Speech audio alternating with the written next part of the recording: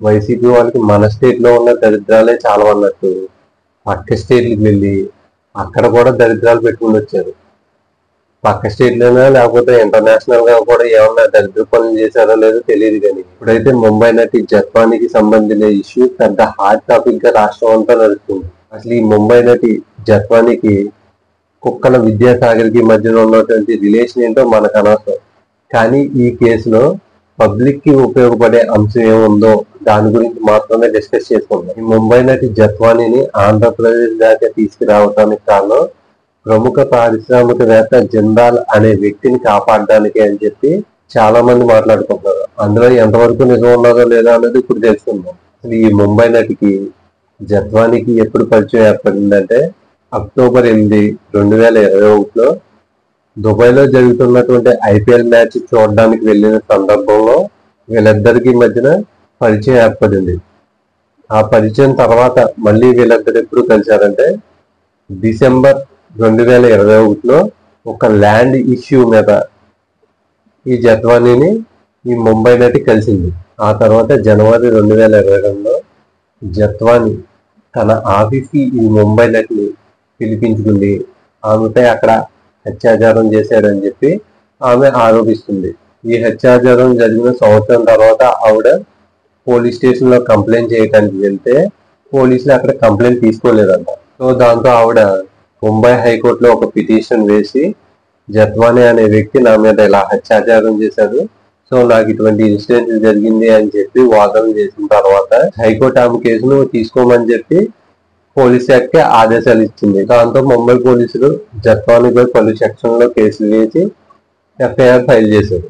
ఈ FIR file చేసిన ఒక 10-15 రోజుల తర్వాత జత్వానీ జగన్ కలవడం జరిగింది. ఆ తర్వాత 2024 ఫిబ్రవరి 2వ తేదీన కుక్కల విద్యాసాగర్ అనే వ్యక్తి ఆ ముంబై నటి పైన ఆంధ్రప్రదేశ్ లో కేసు దాఖలు చేశాడు. ఏమని కేసు ఫైల్ దాఖలు చేశాడంటే ఆ అమ్మాయి నన్ను బ్లాక్మెయిల్ చేసి నా దగ్గర నుంచి డబ్బులు తీసుకుంది, నన్ను చిత్రహింసలకు గురి చేస్తుంది అన్నట్టు పలు సెక్షన్ మీద అమ్మాయి మీద కేసు ఫైల్ చేశారు.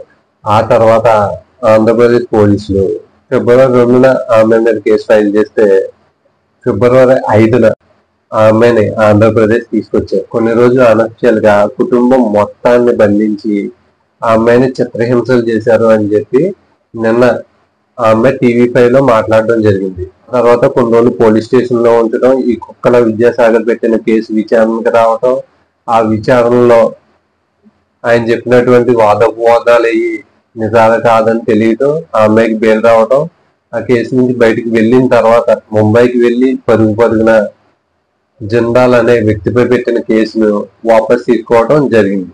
అంటే ఆ అమ్మాయిని ఇక్కడ తీసుకొచ్చి చిత్రహింసలు పెట్టి ఆ కేసు వాపస్ చేసుకునేలా చేశారు అనేది క్లియర్ కట్ గా తెలుస్తుంది.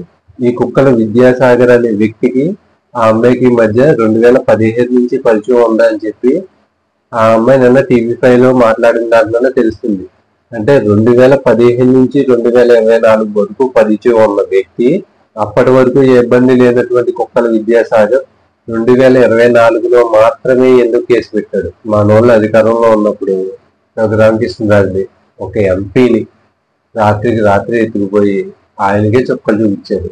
ఇంక ఈ హీరోయిన్ చుక్కలు చూపించలేదండి ఎవరన్నా నమ్ముతాడు? అసలు జగన్మోహన్ రెడ్డి చిన్నాన్ని చంపిన వ్యక్తి ఎవరో కనిపెట్టలేనటువంటి పోలీసులు పరుగున ముంబైలో ఉన్నటువంటి ఒక సినీ నటిని తీసుకొచ్చేసి ఆ అమ్మాయి పైన కేసులు పెట్టేసి ఆ అమ్మాయిని టార్చర్ పెట్టి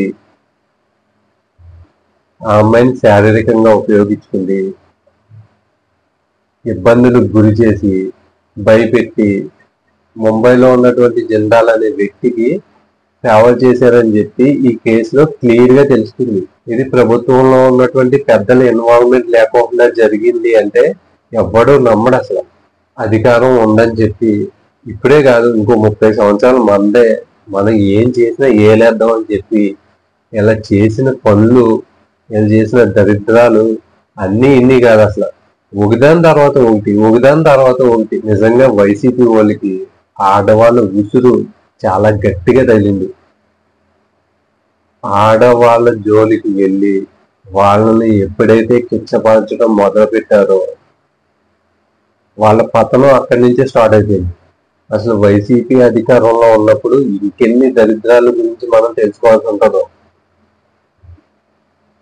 మొన్నేమో విజయసాయి రెడ్డి శాంతి ఇష్యూ, ఆ తర్వాత దువ్వాడ గారి ఇష్యూ. అధికారంలో ఉన్నప్పుడు అంబటి రాంబాబు గారు, ఇంక చాలా మంది దరిద్రాలన్నీ విన్నాం. ఇప్పుడు ఇది